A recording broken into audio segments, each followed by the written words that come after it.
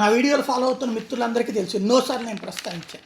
రాష్ట్ర విభజనకి సంబంధించిన పాయింట్స్ పూర్తి చేయకుండా నాయకులు ఒకళ్ళకొకళ్ళు అలైబలైలు చేసుకుంటారు తప్పించి సమస్యలు పరిష్కరించలేదు. చివరికి అది మనం పరిష్కరించుకోవాలన్నటువంటి దాన్ని తీసుకెళ్ళి కేంద్రం చేతిలో తలకాయ పెట్టాం. ఇక కేంద్రం చెప్పినట్టు నడవాలి. ఇప్పుడు మళ్ళీ అధికారం 10 ఏళ్లలో మన వాళ్ళు ఏమీ చేయలేదు. అంతకుముందు కాళ్లల్లో ముళ్ళు గుచ్చుకుంటే పంటితో తీస్తానన్న కేసీఆర్ వదిలేశారు, అట్లాగే ఇతరులు వదిలేశారు అన్నటువంటి అంశాన్ని ప్రధానంగా ప్రస్తావించారు.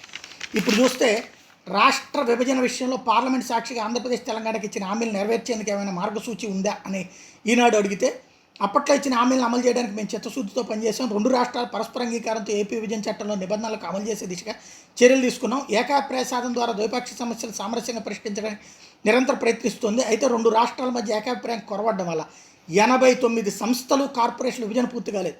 ఇందులో కొన్ని సంస్థల విభజన మీద 2 రాష్ట్రాలు కోర్టులో కేసులు వేశాయి. అది విభజన చట్టంలో నిబంధనల అమల్లో జాప్యానికి దారితీసింది.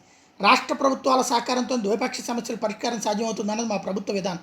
ఐఐటి, ఎన్ఐటి, IIIT, కేంద్ర విశ్వవిద్యాలయం, వ్యవసాయ విశ్వవిద్యాలయం, ఐసర్, గిరిజన విశ్వవిద్యాలయం, national institute of design, petroleum university, AIIMS ఆంధ్రప్రదేశ్లో ఏర్పాటు చేశాం. విశాఖపట్నం కేంద్రంగా దక్షిణ కోస్తా రైల్వే జోన్ ఏర్పాటుకి ఆమోదముద్ర వేశాం. ఆంధ్రప్రదేశ్ పెద్ద పారిశ్రామిక కేంద్రంగా తీర్చిదిద్దడానికి మేము కసరత్తు చేస్తున్నాం. వైజాగ్, చెన్నై ఇండస్ట్రియల్ క్యారిడార్ని ఢిల్లీ, ముంబై పారిశ్రామిక క్యారిడార్ తరహాలో అభివృద్ధి చేస్తున్నాం.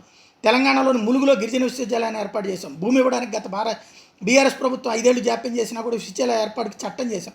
కాజీపేటకు రైల్వే వ్యాగన్ల తయారీ యూనిట్ మంజూరు చేశాం.